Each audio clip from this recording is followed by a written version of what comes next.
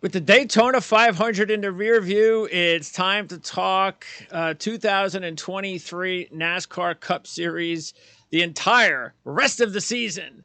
And I can't wait because after what happened this past weekend, I just, yes, it's time to move on. And we'll have a lot to talk about what did take place.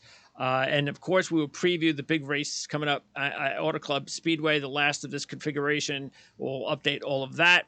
And of course, give you the odds, our picks, analysis, a little fantasy talk, and much more. That means let's welcome in our lead analyst from racereviewonline.net, Eric Smith. How's it going, Eric? Going well. You know, we've got the, as they say, the true season starts now. Now that you got Daytona. Yes. We'll see what we really have. Right. But hey, most lead changes, or the third most lead changes to start off the year, and another parity, another team winning. It's a good start. You know, one of the things we did not talk about, it was on the notes, and we just didn't talk about it. We didn't have time, was how the 500 itself has kind of been diminished by the level of drivers who have won the race. And it just happened again. Yep. And I am not the diehard, passionate. Everything is all about auto racing for me, like you and other guys out there. I'm a good level fan. I've been a fan for over almost 25 years. But I have a level. And part of it is because I get frustrated at what I saw this weekend. I get frustrated at the fact that NASCAR has this big weekend of Daytona, like it's the Super Bowl of the sport. And the results are basically anything but. You have a truck race that ends because of weather. You have a Xfinity Series race and a Cup race that end on a caution.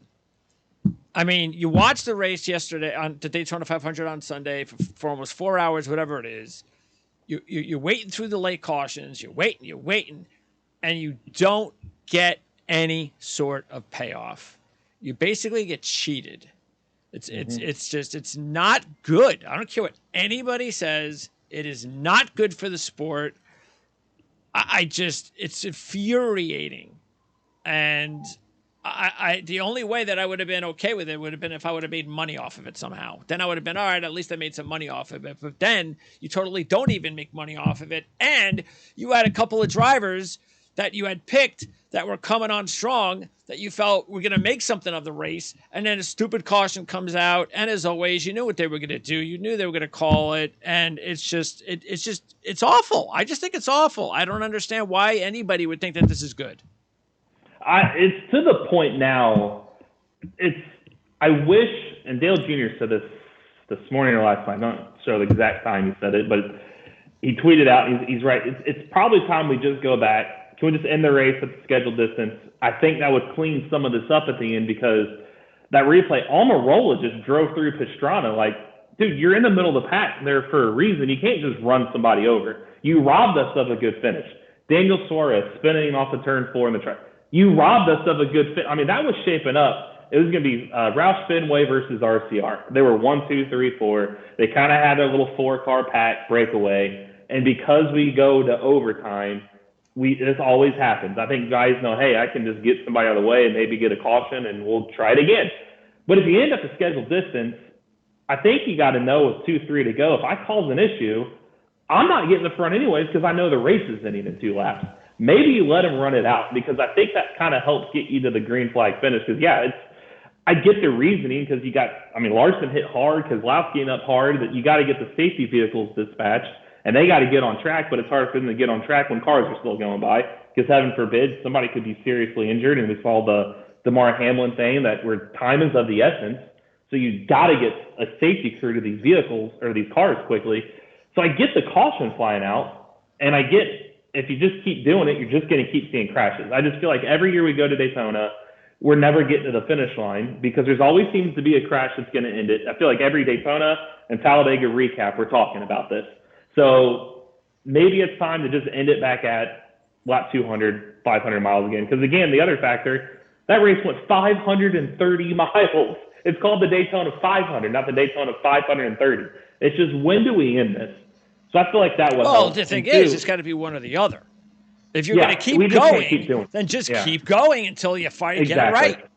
Yeah, so it's one car left at I this don't point. care. Yeah, I don't Yeah. care. I don't want these races ending under caution. It's terrible.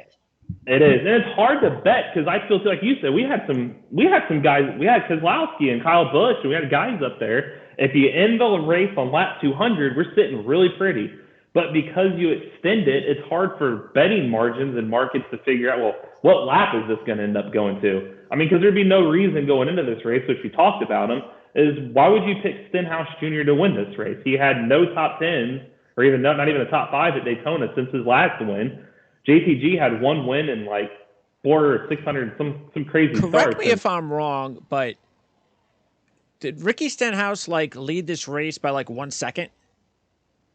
I think he got out. Yeah. I don't even ever remember him in the lead, except for when the caution came out at the end. Yeah. How do you give a Daytona 500 championship race to that?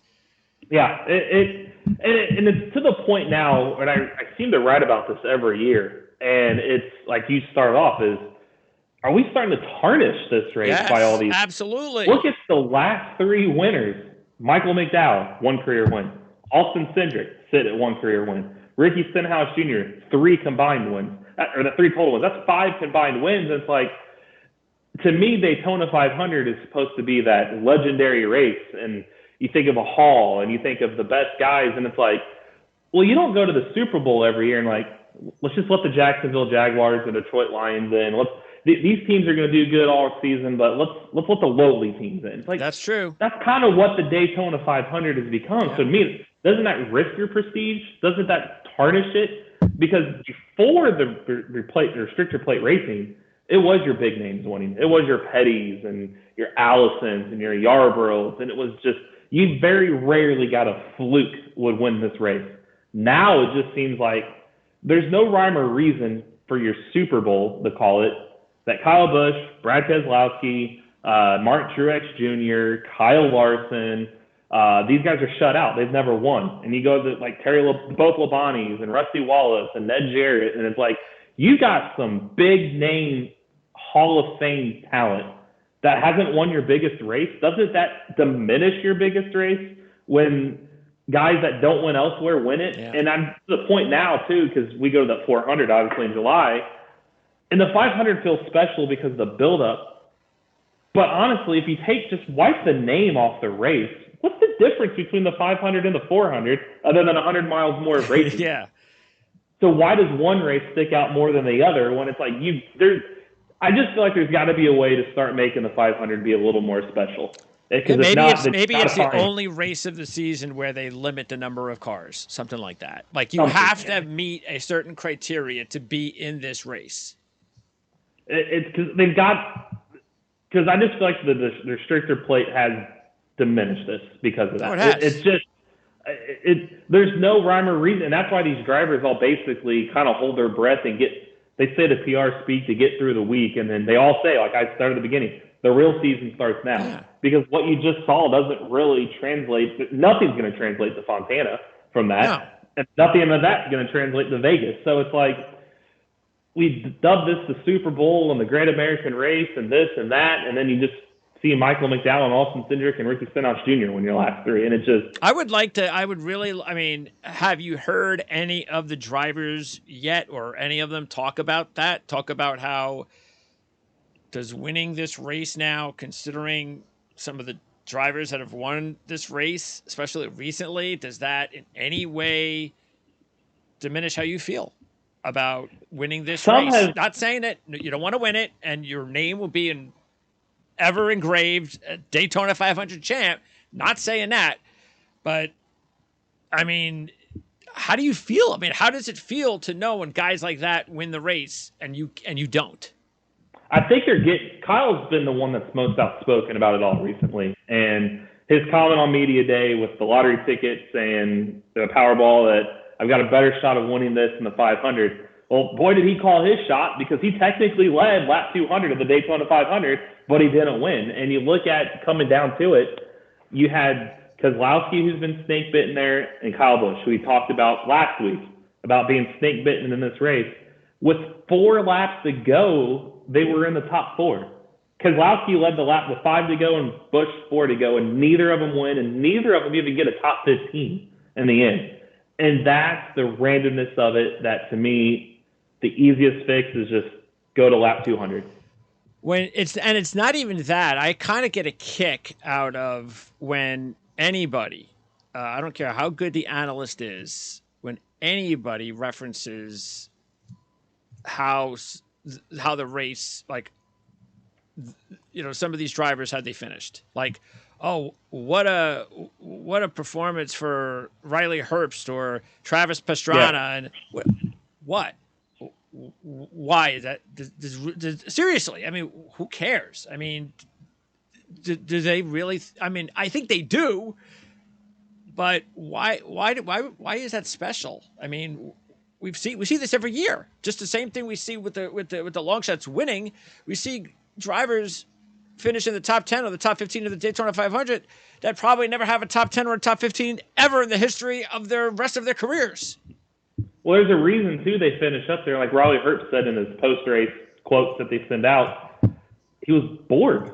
He said, this was kind of easy. I just rode around all day and happened to finish 10th, because he was trying to stay out of trouble. And if you look, like Pastrana, he was a lap down at both stage points. At both stages, he was a lap down. Look at Ryan Blaney. Yeah. He didn't even have a car. No business finishing. Yeah, he's a top 10. It goes to show that as long as you're really in the back, kind of like the Harvick game plan used to be. I don't know why they went away from it this year, because I think if they went to their same game plan they had years past, he might have won this thing, because it goes to show it doesn't matter what you do in the first 190 laps of this race. It's probably better off that you're a lap down and in the back, because you're staying out of trouble. I mean, Stidhouse is kind of a byproduct of that, isn't he? You speed on pit road, and like he mentioned, I was in that group that wrecked. I was sped on pit road. His mistake, he pits on lap 180. And while he's pitting, the big one takes place. It's like, how lucky did you just get? You were in that. But because you sped, you're out of it. And then he ends up winning, because it's like, if you speed, shouldn't there be a consequence? Penalty. No other race are you going to speed on pit road, going to come out 22nd. Yeah, with 20 laps to go. And win. Yeah. And that's kind of that byproduct, that, like, because he sped, he wasn't in harm's way. And because he wasn't in harm's way, those guys wreck, and here he is back up front again. I mean, Suarez, he brought out the caution to put us in overtime, and his car was damaged, and he finishes 7th. And they want to talk about what a great job Daniel Suarez did. Trackhouse had dual top 10s. It's like, did you neglect to look at the box score that says lap 197? He's the reason the race went to. He got a top 10 because there were 2 wrecks, and he was behind all of it, and he just happened to be in the top 10. Happens all the time. The driver that causes the big wreck benefits. Yep. It makes me realize, granted, I'm not diminishing the talent of these guys, their skills, because there's no way I can do it, but it makes me also say, I want to hop in my Honda CRV, and I want to ride at the back of the field for 498 miles, let you guys all take yourself out. I'll be 2 or 3 laps down and finish in the top 10 because you couldn't finish and I did. Yeah. That's kind of the path to win these races, is what it looks like. And that's why I feel like it diminishes the value of this race. And it ain't going to change anytime soon, especially because of how big the race is. But it will take the top drivers like the Kyle Busches or the Denny Hamlins and those guys, even though Hamlin's won 3, so I doubt he's going to say anything negative about it.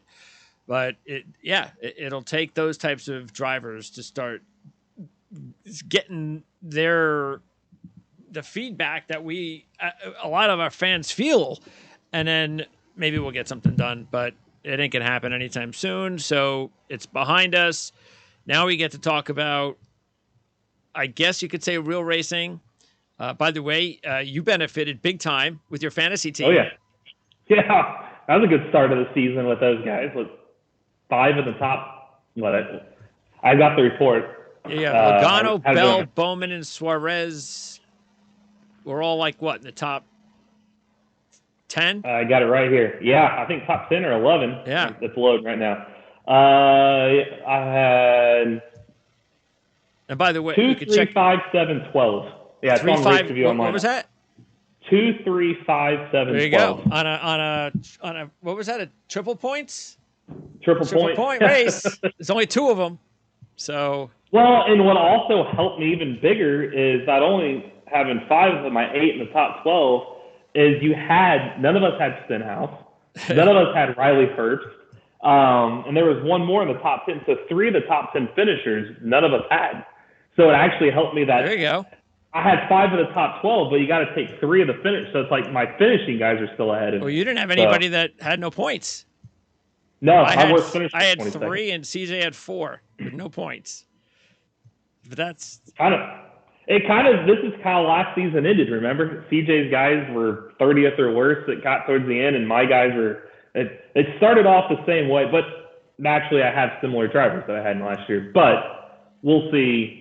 Well, how we go. CJ did have Stenhouse on his picks. Yeah. So he actually made the only one that made money this week. CJ's got the first choice for fantasy, and I guess the question is, do you pick up Stenhouse? That's what I was gonna. I'm curious to see what he does because, I've been harping, and I know he agrees with me because we've talked about it, that I don't see there being more winners than last year. And there's 19, but there was 15 in the regular season. So that tells you there's a playoff driver on waivers sitting there right now. We just talked about it during the draft, during our prediction show, how tough it was going to be to put 16 drivers into the playoffs, and now we got to bump somebody out already. Yeah, because none of us would have had on pure merit Stenhouse thing. So now you've got that, and now we've got to take a strong look at our team and be like, there's a playoff guy right there. And we see in playoff races how the playoff drivers seem to finish well. So we know I'm not saying Stenhouse is getting out of the first round of the playoff, but he's probably a top 20 in those races. So and that's where I built my team last year, was I was going playoff guys because I was trying to points my way, which worked out. Minimize those bad finishes. Let your weak link get you a top 20 or top 25 because you're scoring points. Yep. There's one sitting there right now, and it's like, does CJ get him? And because I was just looking at my team, and let's say he passes and you pass, I don't know who my team that I dropped to pick him up. I look at your team, and I think the only guy that I would consider would be Kozlowski. Exactly. He's the only one right now because I feel like my other guys could be. And for me, it's Burton, and for CJ, it would be Gibbs, I guess. Yeah, I'd say Gibbs, or honestly, maybe Austin Dillon, just because Dillon, he got to the playoffs last year because of his Daytona win. Well, you kind of got one Daytona behind you.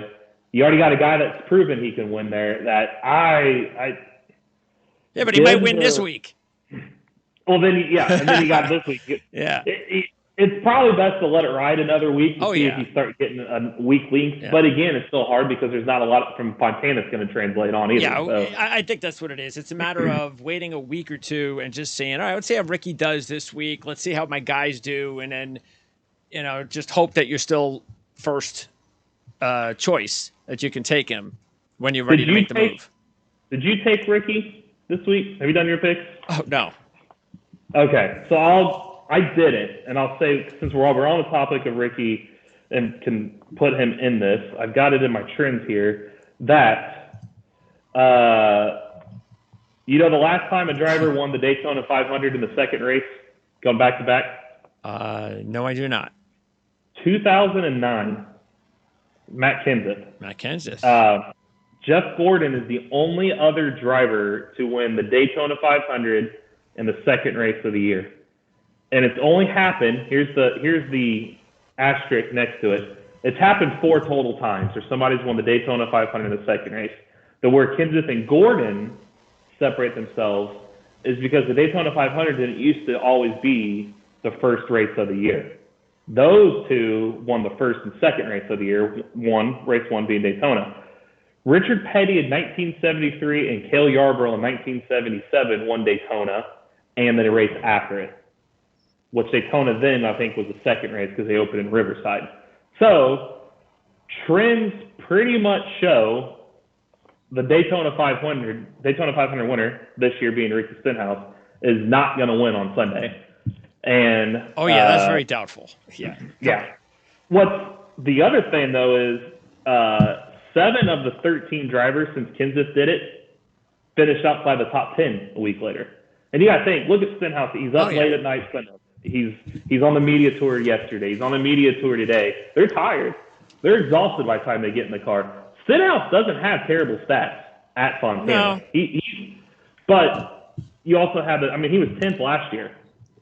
But I just struggled this week to take him. Granted, he's 50-1. You're getting good odds. It's just. Well, you're better off in a fantasy sense taking him than thinking he's going to win a race. Yeah, and even that, sometimes those fans like DraftKings, they charge you the points and money. It's like you still might be better elsewhere because of that. He's got a 60% chance he's not finishing in the top 10 on Sunday, even though he just did last year. You just brought up the thing about Ricky Stenhouse going on a media tour. Yeah. I mean, oh, come on. I just having to even think about listening to what that would sound like. Well, and you got to think, too, for NASCAR, and this is why at IndyCar, they want their stars winning the Indy 500. You got to think for NASCAR, nothing against Ricky. He's a nice guy. He's always been great to talk to. But does Ricky Stenhouse Jr., because you got to think of this in a business sense, would he go from Daytona to Fontana, LA market? You want to ride the wave. You want to keep the momentum going. Unfortunately, don't you think Ricky Stenhouse Jr. ends that momentum? Do you think people in Chicago today? I can't imagine somebody who has never watched that race before not having like a reaction of what's going on. What happened? Aren't they going to finish the race? Yeah. How can they not? How can the race be over? Yeah. Who's that guy? Who's this guy? Yeah. I haven't seen his name on the top of the thing all day. Who's that? Where'd he come from? Did he say sped? How do you get I think it would confuse him. And then you got to look at NASCAR's heyday you always talk about. The stars are winning the Daytona 500 in those years. Gordon won like 3 and 4 years. Yep. And Dale Jarrett's and Sterling Marlingren wasn't a star, but a lot of people knew who he was. Not many people know who Ricky Stenhouse Jr. is. So how does that help? What's been the biggest difference, though, between because how long have they been? How long have they had plate racing at Daytona? I think 88. Okay, so there's still a long time where things were going okay. What's happened? Why are we getting all of this ridiculous? Is it that the teams that were like these three past winners that bad that there was no way they were even going to compete no matter how lucky they got in the race? It used to be. So the 500, even with the plate, used to still have separation. It used to still be the handling type aspects in the tires. But now it's like these cars are so durable. And they always say like aerodynamics. That was when they're still learning it. And now even as much as you try to take away, so I always caution about how racing, where I was so happy that the next gen was most places better than it's been in years, is it's so hard to unlearn what you already know. So even as you take an aerodynamics off the car and we're going to make it harder to drive, and teams still know how to negate that by adding more downforce in other areas. It's hard to unlearn something. You can't be penalized for what you already know. So over these years as it's evolved, Daytona, they just know how to make these cars quote unquote easier to drive. And if you're in a draft, the tires, to me, the easiest way, have the tires start falling off like you do elsewhere, where it used to be the 500, the track was slick, and it's more about handling because it naturally creates gaps. And that's what I like. I think part of Sunday was good and bad in the sense it was a hell of a lot better than watching the cars run up on the top of the line and 40 around. Yeah. And I like the sense that at least it was 2x2 and you couldn't make your way forward as easy. That's great because I think that separates some of it. However, I do think you need more separation because back in the day, you see the 500 finishes coming down the line. There's 3, 4, 5 cars in the photo. Now there's 20 to 30, and they're all on top of each other. And I think drivers get desperate too. Of I think course. they know because you're so close that, like Almirola, I still go, why did you push Pastrana? And it's like he just shoved him out of the way. Like, well, I'm 10th, but I should be winning. Here I go. And it's like, you shouldn't make that move. That was a dumb move that could have helped us with a late race photo finish.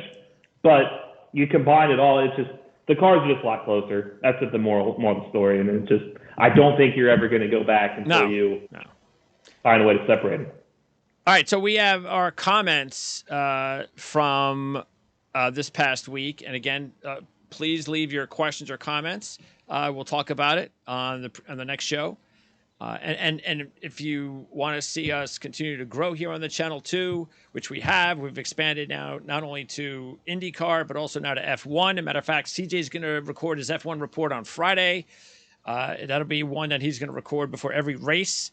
And then CJ, you're going to pick up your IndyCar reporting next week, correct? That's the first race next week. So you pick that up. Yep. So we are building something here, and we can continue to build something, and we could do that with your help. So if you ever get an opportunity to help us with donating funds to the channel, you could just click that thanks icon on the bottom of the screen, and anything would be appreciated. Anyway, one of our comments from Randy Fisher, and apparently I forget when he commented. It must have been after the 500. I think it was. He talks about commenting late. Glad to be back for my first full season with y'all. I think y'all, I wonder what section of the country he lives in, are right about adding more story beats to NASCAR to get people interested. Last year's feud with Chastain and Hamlin is one of the things that got me interested in the next race and how those two would interact.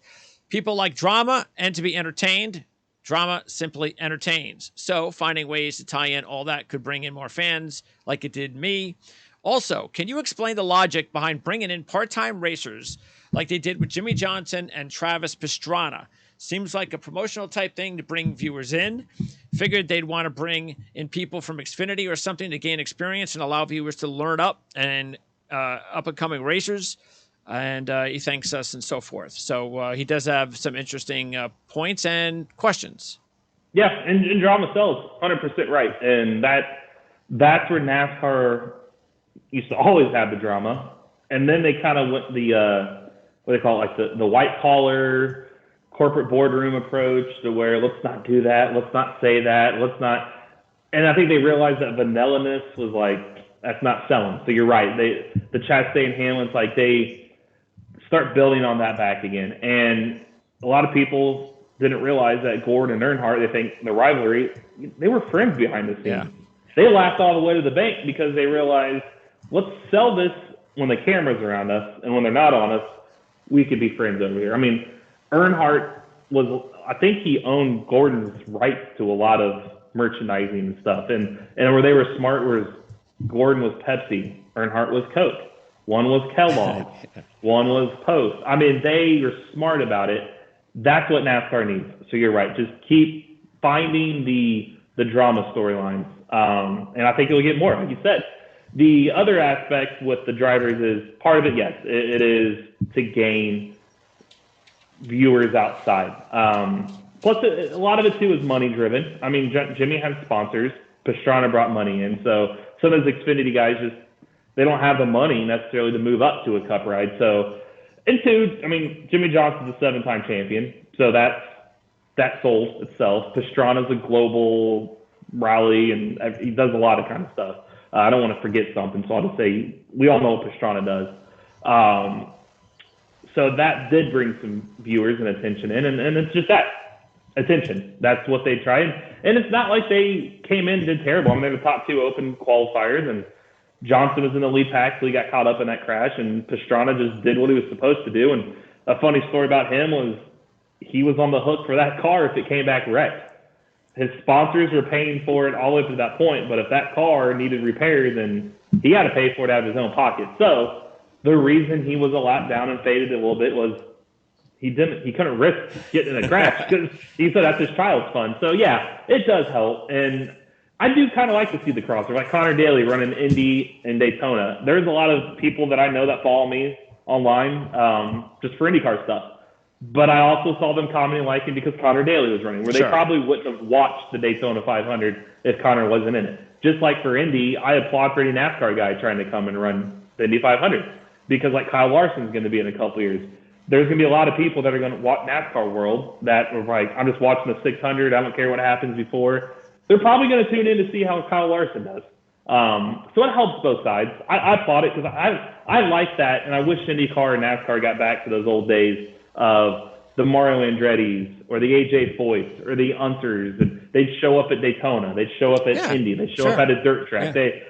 I think that helps build your fan base because I've always said instead of IndyCar versus NASCAR versus F1, like why can't we all just be fans together? We all can help each other because right now, like it or not, racing's a niche sport. That's what it is. It's not the NFL. It's not the NBA. It's not Major League Baseball. It's a niche. If you want to be bigger, you band together and your numbers get bigger and you become more mainstream. Because that's at the end of the day is what it is. Yep. Denny Hamlin mentioned that about the Daytona 500. He kind of did it. These guys winning, it doesn't help. Nope. It's a niche sport until we get a superstar. And he's right because he mentioned who in NASCAR right now is your superstar. Chase Elliott, maybe? That's about it. And that's where they just need to keep growing, which leads all the way back to circle back to your rivalries. I think that helps. Yeah, we need rivalries. Right now, we don't have them. So, and we need, it goes to put a bow on this, to button it all together. If Chase Elliott's the leader in this clubhouse, which he is, he's 5-time most popular driver, he needs to win Daytona 500s, plural. Yes. He needs to win championships. That would be nice. Plural. You've got, if Chase Elliott just won on Sunday, we're still talking about this longer. Sure. Stenhouse wins, it just kind of falls off the map. Yep. That's the difference in what we need in NASCAR. And hopefully eventually they can get there. Okay. Let's get started with a preview of this week's race, the Auto Club Speedway race, also known as Fontana. And this is it, right? For the surface, this is the oldest surface, right, in the series. So we talked about it before. So they're changing it to what, a 1 mile? I think either a mile or a half mile. They're getting a short track, like a really short. It's going to fit kind of that picture behind me. It could almost fit in that little area. It's going to be a short track. So it's a massive undertaking. So the stands are all going to be kind of leveled, and they want to emulate a cross between Martinsville and Bristol, if that makes sense. Okay. Well, I mean, the race actually was pretty fun last year because there was so much chaos. It could have went to anybody. This is a pure track or pure standpoint that I like. Maybe overthinking things, going back to another short track when they were that buzz. We need more short tracks and road courses. Well, might have gone a little overboard. I think we've got too many road courses now. Absolutely. And this one, it goes to it's another topic another day. It'd be interesting. I can have a burning question on this from my race previews later. Is I think Fontana is a perfect 300-mile track. We don't need to run 400 to 500 miles. Yeah, that's true too. Shorten the distance. The tires fall off. The track that asphalt on that track has been there since 1997. It's a driver's track. We saw the next gen create some great racing last year. The tires, I know, was a debacle, but again, that was the first true race. In Daytona, you don't build the tires like you did there. They've adapted. So, do we see a better race? I think we could. Even if this could be a race you have 15 cars on the lead lap just because the fall off and maybe some green flag pit stops. But I think your leaders up front, you could have some battles because there's going to be the comers and goers. So I do think we could have a good race. I wish now. I think a lot of people have said the same. Do we have to tear this thing down? Right? Why don't you do that to Texas? Yeah, let's start over there. This one, I know we talked about this last week that we would say it this week, is what's the future of Southern California and NASCAR past this weekend? Because we know they're coming back because we know they're tearing that track down. We know they're going to start over. However, by doing so, that's a massive undertaking, taking a 2-mile track and doing what you want to do in the stands. They know they're not coming back next year, and they said there's a potential for 2025. They're not there either. Well, there's nowhere else down in Southern California to race at as far as bringing NASCAR to, other than the Coliseum. But I think we saw this year, you can't have a points-paying race there. So do you go back to the Clash next year in the Coliseum? But we also saw if you do so, the attendance and ratings went down Big between surprise. the last. Aren't they going to probably go down next year because that was a shit show we just saw? So shouldn't you maybe move that to? They talked about Jerry World in Dallas. Maybe we run the Clash there to try. Shouldn't you maybe move it before the attention is completely off? So like they've already said they're Daytona? coming back next year? They have it. They have till May to make a decision. Right. So if they don't go back to the Clash, we know you're not going back to the Fontana. That's the second biggest market. What do you do? So that's a legitimate question, but also one I do have a feeling that we talked about championship races moving around. Yes. I could see that being a venue. Absolutely. Because Phoenix changed their venue and they get a championship race.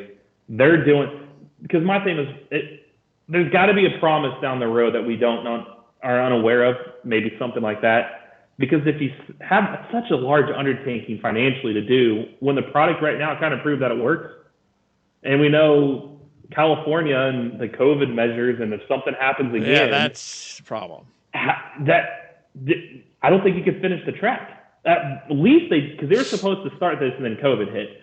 So at least they left the track alone because they said you can't get workers and then permits and close proximity and blah, blah, blah. Well, they left the track alone. That's why we're even back now. What happens if something happens again and they start demolishing that thing? You're never going back because you're never going to get the financial money. You're not going to have the revenue to do that. So it's a big risk that something's promised down the road when they keep doing this. So look, it is a question. Again, they want to be big time, and yet you take a look at all these other big time sports and the new stadiums they built, and look at California, LA, and the big stadium, and they got Chargers and Rams and Super Bowl, and this looks awesome. Where are all the new tracks? Why can't you build one new track in NASCAR? One. Yeah. One. I'm asking for one. I'm not saying tear down Fontana. I'm saying why can't you just find a land somewhere in the country, build a new track? What's the problem? That's the question. I'm shocked NASCAR hasn't come to the sense to do that sometime because honestly, it's Fontana. Now I think about it, it's one of the newest ones that they have that was built in the mid '90s. They haven't really built a lot of new tracks, and it goes to show you the money that it takes and the investment. But it's you build it, they will come theory. Well, what's the perfect, especially now? And again, so the further the point is, these cars were tweaking to existing tracks that were already there. Why not build a track to fit the existing car? Let's do it the other way around. We know how the car operates. Maybe let's build the perfect track for that car instead of try to find a perfect car for an existing track. That's hard to do because you got to think a lot of these tracks we're going to were being built as the time has evolved.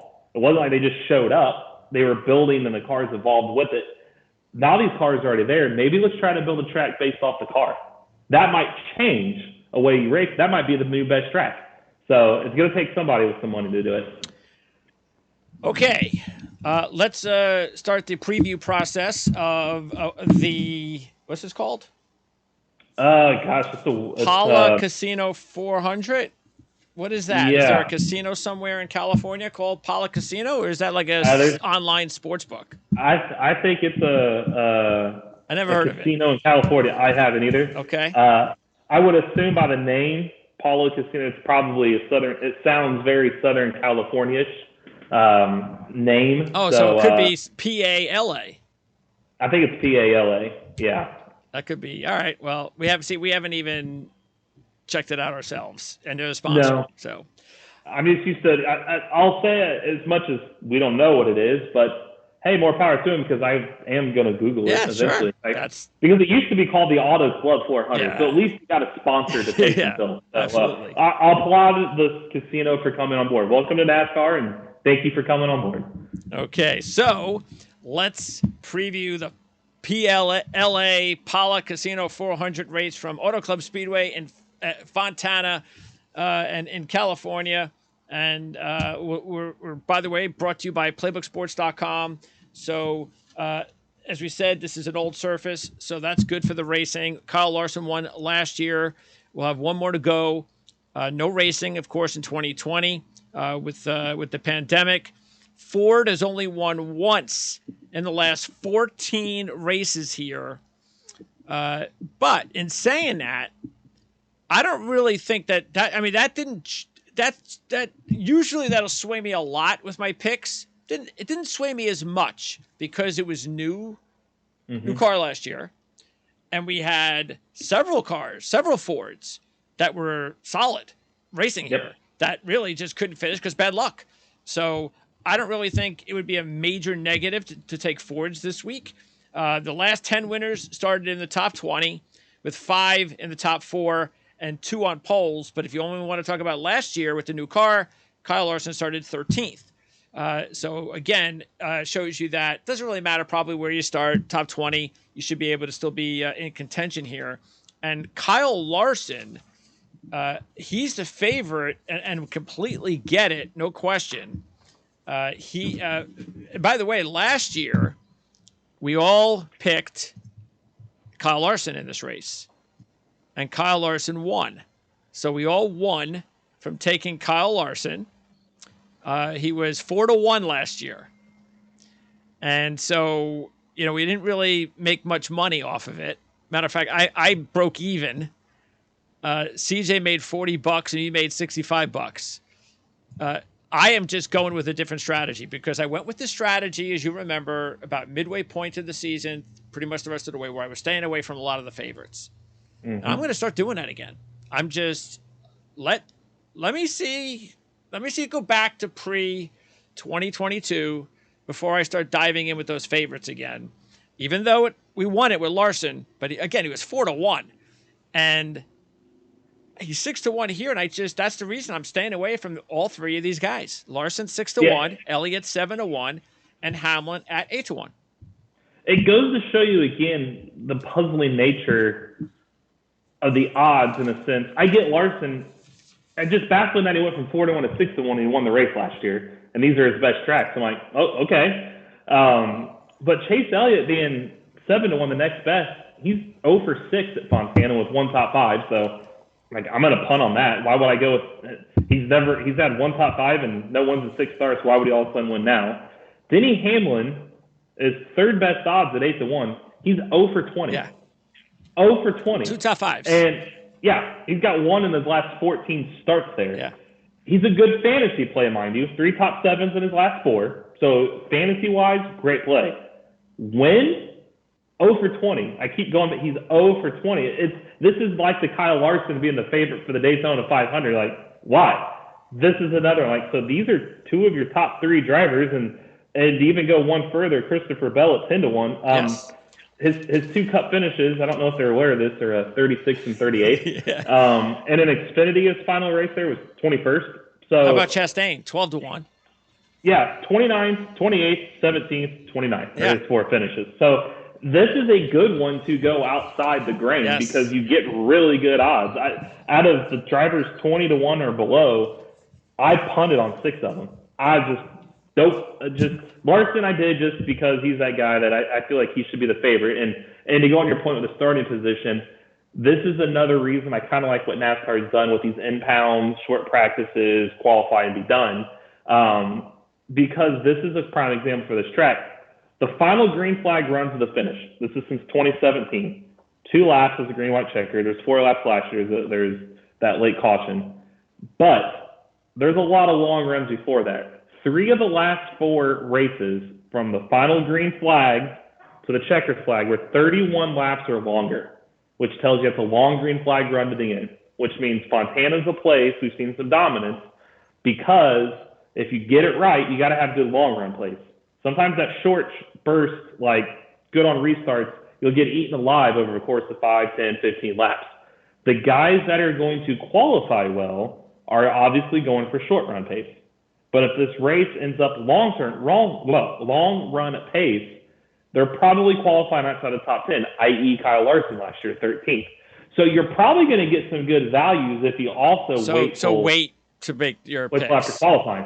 Yeah. Now, granted, some of these now that you might want to snag the longer because that could always end up dropping. Or it may not change a whole lot. But somebody like Larson, I'd probably wait on him at 6-1 because if he qualifies 13th again let's say Hamlin's on the pole. Well, Hamlin's going to drop from 8-1 to a lot lower, where Larson being 6-1 is going to go the other direction. But you do have an issue though if Larson winds up on the pole. True. Then you can't even take him because his odds again will probably go to 4-1 or 3-1. Yeah, and that's why the duels to combine all this, why they've been kind of weird lately, is because there's that impound. Well, Bowman actually went on qualifying pace last week, and the duels, his car was a handful. Almirola did the same thing. His car's a handful, but he said he held on long enough to win. So there's that strategy play behind it of which do you focus on.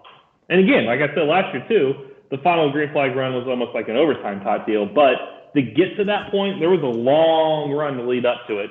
Plus the tires should be fixed this year as far as they've learned how to keep them on. That the year before last, so 2020, the last time we were there, because 21 we didn't go there, the final stint was 73 laps without a caution. Well, I hope they haven't fixed it too much. Yeah, so you want somewhere in the middle, but odds are it's probably going to be a longer run. So you want to have somebody that has good, not necessarily good qualifying pace. You want good race pace. So I'm probably looking for somebody outside the top 10 at that point. You know, what's interesting is that I noticed doing research that a couple of drivers have actually won this race on the last lap. Yeah. I forget which specific drivers, but that's unusual. Keselowski, he did it in 2015. Yep. Only leading one lap, and it was someone else who did the same thing. But again, it's a different track. Try to look more about last year than anything else. What about Michigan? So I know it's the most similar, but because of the surface being changed and newer at Michigan, do we completely ignore it, or do we just say, okay, yeah, depending, I'll put a little bit of Michigan into play? I think you put a little bit, not a lot, just because the surface has changed.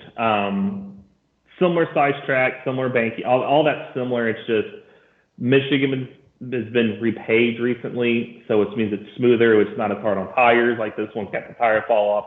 So it does change things. And I have that stat for you. Kevin Harvick in 2011 started 24th, only led the last lap, and Brad Keselowski in 2015 started 8th and only led the last lap. So it could happen. But because of the tire nature, where I don't fully compare it, is if there's a caution that comes out and let's say 10 to go, you're pitting. You need 4 tires. You're not going to do 2 tires or fuel only. So that's why typically the best guys win, because the best guys have been good all day for a reason. They're not going to magically just change all of a sudden. Plus, it's a hard surface, and it is usually the better drivers they kind of stick out on these types of surfaces. Yep. So we had 5 drivers that we all picked equal. Do you know who those 5 drivers are? For this week? Yeah, we had 3 would be considered top contenders, and 2 long shots. I'm gonna say, I know you said you're kind of punting. Did you go Larson to make your money back? No, I passed on all 3 of them. You did pass. Blaney? No. CJ did not take Blaney. What about Kyle? Yes, we all took Kyle. Okay. Logano? We all took Logano. Reddick? You were the only one that took Reddick. Then it's got to be Truex. Yes. That's your third. Okay. And then how many? 2 longer ones? Jones? Yes. Second week in a row for Eric Jones. Yeah. And I'm looking at our list here. So people are like, why is he looking down? I've got our odds list here. So I'm just looking at odds. I'm going to venture to say either Harvick? No, he's 21. He's not he's too much of a long enough. shot now. Yeah. Suarez? No. CJ did not take Suarez. Then it's got to be probably Keselowski. No. You were the only one. Really? Okay. Then I guess because I'm trying to look at who I even took. Then Wallace? No. Wallace? Was it Briscoe? Did I take Briscoe? No, I took Austin Briscoe. Dillon. I forgot. It's Austin Dillon, isn't it? Nobody took Wallace. No, I looked at the wrong. Is it Austin Dillon? Yes. Yeah, I was looking. He's right below. I don't know why I said Wallace. He's right on this list. I meant to say he's right next to Suarez. I'm like, wait a minute. He's been too good there to pass him up. Yeah. So, and again, all of these reports will be on racereviewonline.net. You haven't even received them yet. The only one you received was the futures. So you got those. And I think the fantasy. You got the fantasy also, right? Fantasy's already up. Yeah, futures and this one kind of waiting on the whether or not there'll be any changes to the fantasy. We still haven't heard from CJ yet on that. Okay, so next up. By the way, CJ took this is CJ's strategy. He took all three of the top drivers, Larson, Elliott, Hamlin. You were the only one to take Larson. We move on to the 3 10-1 drivers, Blaney, Busch, and Bell. So you mentioned Bell, and yeah, neither one of us took Bell, but CJ did. I guess the good thing about Bell is that the main thing is I guess he just has to figure out a way for his car to survive the racetrack. It's had engine issues. So, and if you look at it, he did lead 31 laps at Michigan, but had some problems there as well. Not sure what happened because he finished 26th. So yeah, to expect somebody to go engine out, win is just extremely rare. So that's the reason I'm sure we both punted on Bell this week. But we all took Busch, and why not? Even last year, he finished a respectable 14th because he had issues. He spun out early when he was up front, near the front. And if you wipe out last year, the previous 7 top 5s, 2 runner-ups, and 3 wins. That is about as impressive as any driver in this field. It's a no-brainer. Seeing him almost win last week at a track that he had no luck at for a while, and again, it continues, but he was almost there, and he had a shot. Leads you to believe that, all right, maybe this is a different year for Kyle Busch, and that's why he is, I don't know if I put it officially, but he's pretty much one of my top picks this week. Yeah, it's kind of, in my brain, the Kyle and Kyle show, whereas the Daytona 500 at one point was the Dale and Dale show. Kyle, we know what we get out of him. Larson, I should say. Busch, yeah, I mean, if I'm not mistaken, I'll have to look. Wasn't he 5 laps down at one point last year, and he still finished 14th? Or something like that, yes. Yeah, think about that. Yes. He still finished 14th. And you look at even before that, third, first, second. That's really good. He's got 9 straight top 8 finishes and 13 top 3 results in his last 14 Xfinity Series starts. He's a 6-time winner there. And you also got to put into play the car he's driving this year led 90 laps. That's right. He's got Reddick's car. Swept the stages. And the only reason he didn't win was he cut his tire on a restart, which we knew at that point last year the tires were a problem. So you're giving me him for 10-1 with that. That to me is almost the steal of the century right now. Because you also could say, well, Chevy had a better package on this race. Kyle Larson won and Reddick led the most laps.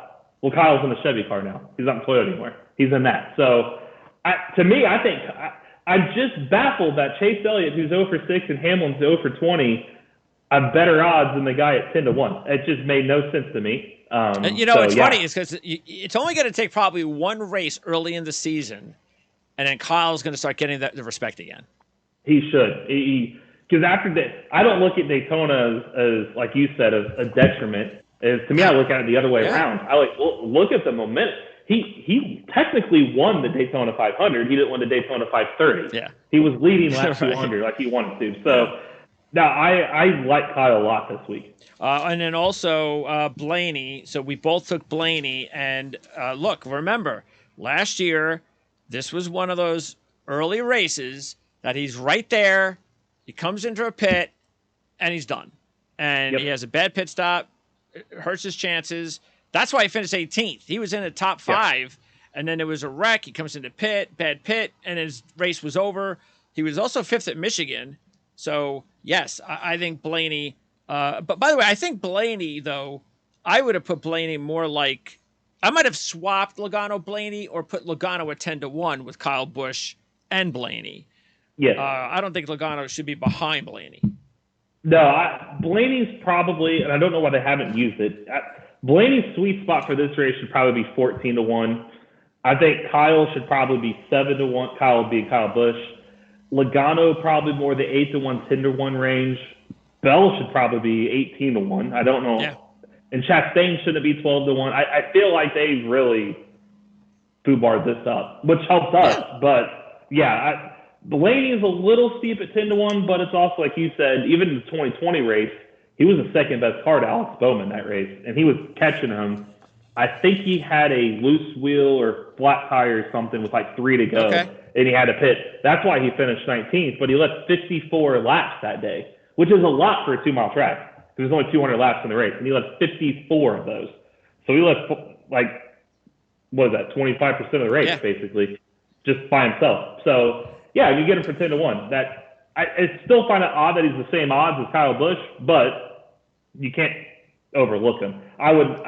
There's no reason to take Elliott Hamlin over him. No, I'll say that. No, not at those numbers. And then at 12-1, nobody took Chastain, and you gave the numbers. You take a look at the other three: Logano, Reddick, and Truex. And Logano, again, we all took Logano. We all took Truex. So now I did not take. You actually were the only one who took Reddick. Now he was probably the last guy that I left out because I had to leave out somebody. I had to leave out somebody that was respectable. So he was my last one that I left out. But as you said, that was like the excuse to leave him out. It's a different car now. So I don't know. I don't know how he's going to go. I still respect the 90 laps last year, but we'll see. So yeah, I could definitely see Reddick, why you would take him. But with Logano and Truex, you've got Logano with 5 top 5s in his last 6, a 5th last year, and then Truex has a win in 2018. He led 125 laps. That's almost domination. And really, he's been good at California late in his career. 5 straight top 15s with 2 top 5s and a win. Yeah, Logano, he's been, like you said, he's been good there. 5 top 5s in his last 6 top 7s in his last 7.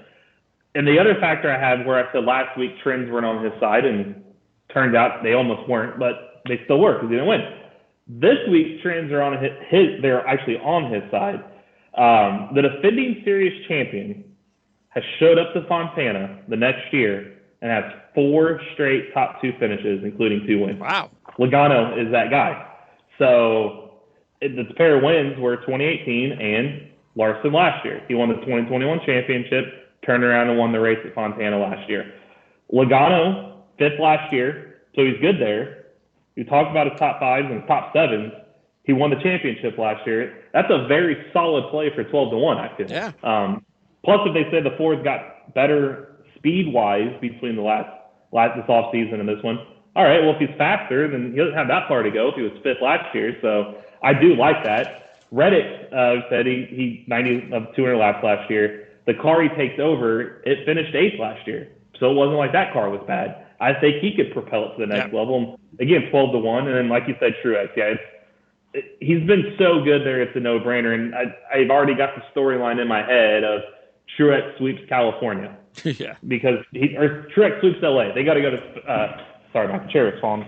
They got to go to Sonoma still, which he's good at there, by the way. Maybe he does the California sweep, but he just won in LA to begin the month. Maybe he wins in LA to end the month. And he's 12-1. So it's a good storyline to have. So that's why I took him.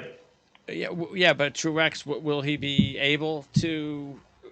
Is that still okay, Truex, with the road courses? Oh, that's true. The Toyota factor. Yeah. He may not. Yeah. So.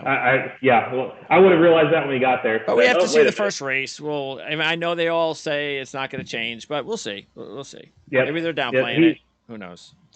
And he led 125 of 200 laps in 2018. So he knows how to get it done there. And 12-1. And I don't think he looked bad in Daytona last week for that not being a good track for him. He ended up where we thought he'd end up, getting caught up in a crash. But he looked good in the clash. So, again, you still officially have to look at he's still got that winless drought going. That's right. That's still going on. All right. Next, we've got a gap. and this is where the fun begins. William Byron, and I'm the only one that put money on Byron. So I put $10 on Byron, and I did that because he actually, I thought he did pretty decent last year. I just think, he had the wreck issue late with Reddick. Otherwise, I think if he doesn't wreck with Reddick, who's to say that Byron isn't there at the end? So that's kind of the reason I went with him. And the odds. If he's 12-1, I'm not touching him, but I'm getting 18-1. He was the one that I kind of like. He was my Reddick. How Reddick was to you. I just like, I don't have enough left to go his direction. But he got 3 15th place finishes in 4 tries, so he's getting there. He led 16 laps last year. Yep. And again, I can't stress it. It may sound like only 16, but this is a big track. 16 laps at Fontana is at 32 or 30. What is that? Well, it's 2 miles. So it's 32. So that's 32 miles. So out of a 400-mile race, that's not terrible odds for 18-1 for a guy that led that. Yep. So 20-1. Bowman and Harvick. Now I'm surprised that none of us put money on Bowman, because I was actually pretty close to putting money on Bowman because of his odds, but again, just didn't have enough of the long shots. And I also kind of felt, well, winning 2 out of 3, it's kind of hard. But he's actually done pretty well after winning and dominating in 2020.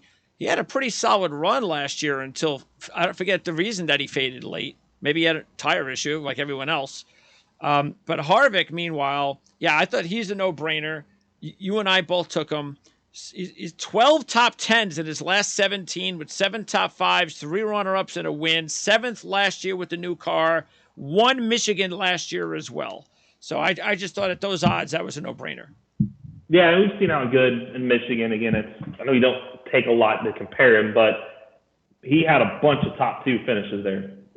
And in Fontana, he still had top 2s here. I mean, 2015, 2016, he won in 2011, 2010 he was second. He knows how to get there, and I do hold a little bit of that weight as he won Michigan last year, and he was 7th in this race last year. So it's not like he was bad, and if the Fords got better, again, the only way to go is back up for that. So yeah, his last Fontana start, he's a California guy, so I'm sure he wants to win his last race on that track. So 20-1 to me was almost disrespectful to him to get him at 20-1. I'm like, I don't know why he's 20-1 when Denny Hamlin's over 20 yeah. And he's 8-1. And so yeah, it was a no-brainer. What about Bowman? Bowman, I didn't, like you said, fully trust that he's going to win 2 in a 3-year span. I just don't know how he backs up 110 laps led in 2020 to do something like that again. So I thought there was better value with the guy right next to him in the same odds. Like I trust Harvick more than I trust Bowman. Definitely. 30-1. Nobody took Wallace. Wallace was second at Michigan, so keep that in mind. But Jones, we all took Jones. 3 top 10s out of 5. 3rd last year, led 18 laps, and was really, there at the end. He could have won. He was really close, and he was also 8th at Michigan. So yeah, I thought 30-1, definitely. Yeah, that was no-brainer. He was second in both stages too, so he was up front all day. And I don't know why he'd go backwards. Now that you give Jimmy Johnson in his ear, and Jimmy Johnson, who I just had, I think he's got the most wins there. 6 wins. Jimmy Johnson's won at that track. Well, now he's his owner. He's in his ear. If Jones was that good, now you're going to get some secrets from Jimmy Johnson now with you. So yeah, for front row starting spot, second in both stages, finished 3rd, 30-1, absolutely no-brainer. 40-1 shots. You and I both took Dillon and Suarez. I was the only one that put a few bucks on Briscoe. He actually did pretty well last year. He led 20 laps, faded again. I don't know, tire issue possibly. So that's at 40-1. I fell up a couple bucks on Briscoe. But Dillon and Suarez, just like Jones, really, those are as good as I think a 3 long shot trio that we're going to probably get all year, to tell you the truth. And I hope we benefit from it because, you got to take advantage of this. Dillon, this has been a good track for Dillon. He's been 12th or better 5 times, runner-up. And by the way, he's only raced there 8 times. He's hit the pole twice at this track. Yes. He won the Xfinity Series race in 2016 and was second last year, as you mentioned. Suarez, as we know, almost won the race last year, getting past with 3 laps to go, finished fourth, led 33 laps at Michigan, if you want to throw that in there as well.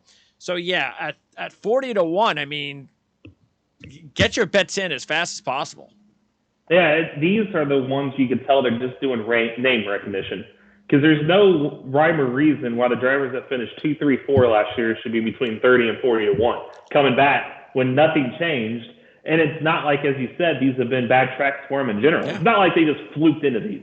Like Austin Dillon was, like you said, second, but he was 10th in 2018 and 2019, which at that point was a really good finish for Austin Dillon. Now I think he's progressive a little bit better. Runner-up, and him and Eric Jones and Tyler Reddick, remember, who was his teammate last year, Reddick led 90 laps. They're all alliances. Like RCR was given Petty GMS cars and technical support.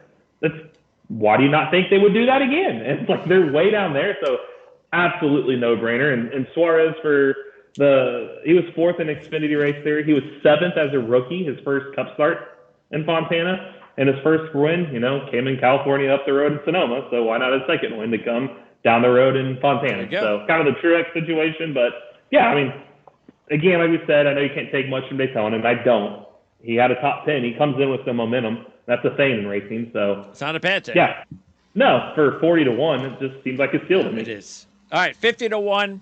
You the only one to put money on 2 of these drivers, Almirola and Keselowski. Almirola is got a nice little trend line going.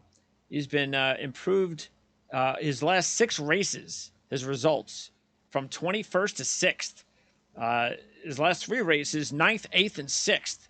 Those are his only top 10s ever at the track, and they've been in the last 3 times he's been there. You've got also Keselowski. We mentioned he's got a win, and he does have 6 top 10s in his last 7 with 5 top 5s. The problem is with the new car, the new team, he was 27th. Stenhouse, as we mentioned, 10th last year. So why did you? I understand Almirola, but why Keselowski? Keselowski, I only did. It's kind of like the throwaway that wasn't a lot of money, but if he wins, it's a good investment. If he loses, it's not a lot because I feel like somebody above him that I already have should win, and I'll make my money back that way. But on the off chance that he gets back to old Keselowski there, then I'm getting a guy that I'll say because you throw out 2021 because then it go there. So from 2015 to 2020, he finished outside the top 5 once. Yeah. Like, he's pretty good there. And that's all since they switched to Ford Power, too, with Penske. And last year's 27th, they were still learning. That's all the RFK thing. So might not be a bad idea to throw a buck on him. Yeah. Yeah, it doesn't hurt to have your guy just throw a couple bucks to where you still profit from what you've already bet. Don't break the bank with him because, I mean, there's a reason he's 50 to 1. But if we've also saw 30 to 1 Ricky Stenhouse Jr. win last week. And if he does win, we're all going to be kicking ourselves. Like, I wish I would have put more on him when he's 50 to 1, and we see what he can do there. We know he can get around that track. So, for all those top 5s, I thought it was a 50 to 1. Why not? And as far as the rest of the field, there's only one other driver that any of us put money on, and that was me. And I put $1 on 250 to 1 shot. One of my fantasy drivers, Harrison Burton. And I did that because, again, I like the way that he ended his season. He actually was in pretty decent position at Daytona. Again, like a lot of drivers, he kind of had a fade when there was incidents. But he did win here in the Xfinity Series in 2020. So I figured, hey, you know what? If I took him on my fantasy team for a reason. I'm behind him. I think that maybe he could have a good season. And at 250 to 1, I might as well at least put a buck on him. So. Yeah, it doesn't hurt. And plus, hey, the last 7 races in Fontana, 6 different winners, 5 different teams. So the Wood brothers that'll help. More than welcome to follow that trend. And he's in a Ford. I know we said Ford's like we jump at the show, but we also kind of don't look at that as a detriment to them because it's a new car and. We saw what Penske's can do there. I mean, Brad Keselowski we just talked about all the top 5s. Well, the Wood brothers is an alliance team with Penske. We saw what RCR and Petty GMS did last year's alliance. So, yeah, if you're going to go in on that, for 250 to 1. Doesn't hurt for $1 away. And the other guys that were getting really good odds: Cindric, Gibbs, Gregson 75-1, AJ's 100-1. So is Busher and Haley. Out of that group, the one driver I was thinking of putting a couple of bucks on that I didn't was Cindric, only because of the fact that I don't think he should be a 75-1 driver. No, I think he's better than that, and I think you're getting really good odds for that reason. And I like Grayson. He started 6th, finished 2nd in the Xfinity Series last year. Gibbs I thought about just because we just talked about what Kyle Busch has done in that car. Granted, I know people say, that's the 54, well, that's the 18. They just changed the number. But Gibbs wasn't really good there last year in the Xfinity Series. Started 12th, finished 13th. I feel like he's got a lot to learn there. So even though the car is probably going to be better than him this week, so he's probably graded right there. But another trend I have for you, 15 of the 18 Cup winners at Fontana participated in at least 2 or more races at the track in Cup-wise before winning there. Okay, yeah. That makes sense. And 2 of the 3 that didn't, Jeff Gordon, 97, in his inaugural race, and Jimmy Johnson, 02. Those are legends. So odds are Gibbs, Gregson, they're rookies. Cindric, 2nd start. Yeah, so I like probably not a good one if you're going to follow trends to do that. But a live betting trend I can give for our bettors out there. Since the stage era began in 2017, the worst a winning driver has finished in a stage is 5th. Now, it's Kyle Larson last year. Prior to that, stage 1 winner also won the race in all 4 years. Wow. Before last year. The eventual last winner year, that's a problem, though. That was the only one. Yeah. But that's the eventual winner in stage 2, take out last year, Larson was 5th in both stages. 2nd, 1st, 2nd. So, if you're going to live bet, I would definitely look at the first stage and look at your top 5 and maybe like, I'm going to throw a wager there. And then double down when you get to the second stage and see if who out of that first top 5 is still there, and try to live bet that way. Because if that trend holds true and there's only 5, you're singling out the 5 drivers, right? You're going from 40 to 5 like that. And I highly doubt it's going to be the same top 5 in the second stage.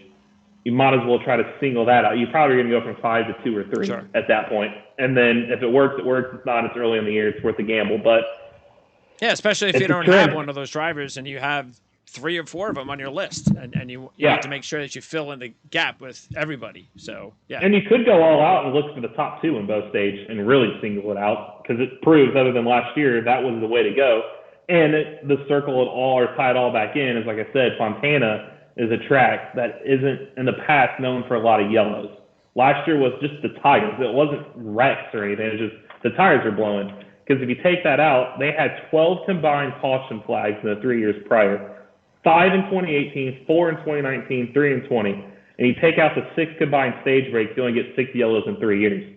Out of those 6, 2 of which were for debris and 4 were single car incidents. So it tells you there's not a lot of attrition going on here. And I just have to think the tire's going to be taken care of. So translation, and then you can't pit and fluke into a 2-tire stop at the end. Your guys that are good early are probably going to be good in the end. The only hope is that you get good odds, and that's why it's better to go after the first stage. Exactly. Better odds than you will be if the same group kind of moves over to the top 2 both stages. Then you've kind of maybe wasted a couple of points that you could have taken. Top 3? I'm going to say Larson, Kyle Busch, and I'm just going to follow the trends and say Logano. Okay. Just because of the defending champion trend. So I'll just say those 3. Yeah, I'll go Kyle Busch, and I'll probably go Logano and Jones. Jones is a good one. Yeah, Jones would be my top sleeper. All right. So next week, where are we next week? Vegas. Back to Vegas. Vegas. Okay. So how was Vegas last year? Better. Actually, was better. You still saw the late cautions that could change it, but the passing through the field was better. I liked it. I think Vegas. That was the one where Larson and Bubba had their run in the fall. Oh, okay. Well, We'll see what happens this go around. Yeah. That's one where I do like Chastain. I was looking ahead to Vegas a little bit earlier. He didn't win last year, but he finished third and second, led 83 laps the first race. And I need to look. I have it on there. Probably 60 or so laps the second race.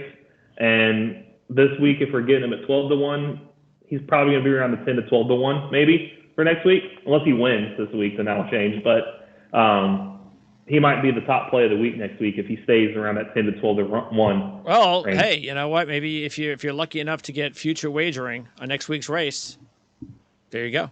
Grab him early. Yeah, if you can, and he's in that number, grab him. He's gonna be a force next week, I feel like. And then Suarez was top 10 in the fall race, and it's his teammate. So I do like Trackhouse next week. All right. Awesome. Appreciate it as always, Eric. We'll talk again next week. And by the way, you might be wondering, well, I thought you guys were going to be recording these shows on Thursday. Well, we told you we might switch it to Tuesdays, and we've already made that move. That doesn't mean it's permanent. We're going to try a few things, see how it goes. So we tried a few things last week. We'll try a few things this week. And then we'll let you know. I mean, I know the fans probably appreciate the Tuesdays. We were fortunate; the odds did come out last night, which was nice. Yep. So that's definitely more than enough time for us to do a show on Tuesday. So if that continues, I see no reason that we shouldn't be able to get the shows in a couple of days early. So. Yeah, and plus it's early in the week. Not a lot of big stories usually should happen by now, where this could be the forefront because sometimes things switch and the odds change. So, and like last year. Very minimal practice, so there's nothing you're really going to see on Saturday, Sunday that should change the way you feel just because why would it? And if you have any questions at all, look, and it's Thursday, Friday, and something's happened and you want to know something, just go ahead and leave the questions in the comment section and we'll answer them. So we might not, or just check out Eric's racereviewonline.net. And if it is something significant, he's going to probably talk about it anyway. Yep. So or if you're watching the race and what happened here? I got a question. Just comment on this video and we'll get to it. We'll talk about it next week. There you go. We'll answer. Yeah. We'll answer your question. Absolutely. We have there's ways to, if you ever are watching a race, I'll say this, and there's something you don't know what you're watching or why something happened and you have a question, it might be something that's very insignificant. I'll probably know the answer or can find the answer. So definitely leave it, because if you leave it on Sunday and we don't tape the show until either Tuesday or Thursday, Greg will shoot it over to me or I'll see it and I could find that answer for you. So you can reply directly now, right? Yeah. Okay. Yeah. So just let us know. Yep. So, I mean, as soon as I get it, and I usually get them pretty much within an hour or two because I'm constantly online, then even if it's during the race, I'll shoot it on over to Eric, and who knows, maybe if Eric's got time, he can even answer it during the race. So worst case scenario, we'll talk about it on the show. So never hurts to ask. There's no bad question. You will not, I promise you, get made fun of on this show. We're not those guys. We will get you an answer, and there is no dumb question. Just ask away. We're trying to gain fans, not turn any away. So just please ask. I have a hard enough time not making fun of my own self. So, all right, Eric, thanks as always. We'll talk to you next week. Sounds good.